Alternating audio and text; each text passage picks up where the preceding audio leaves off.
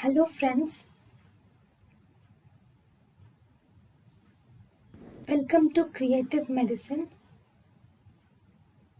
In this lecture, we will learn about Then now we have the type 4 hernia, which is called as paraesophageal hernia. So this type 4 hernia, here there is hernial sac will contain organs also.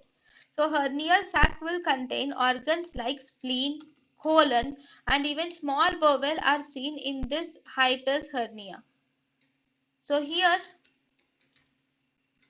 so this is the picture.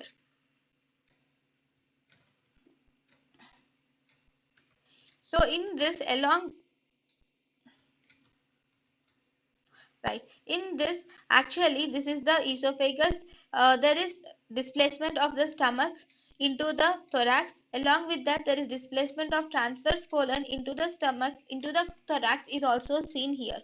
Because of the structures, large structures displacing from the thorax into from the abdomen into the thorax through the hiatus, the patient can develop bowel obstruction, can develop along with the complications, mainly due to the altered anatomy. So complications are common in type 4 hiatus hernia.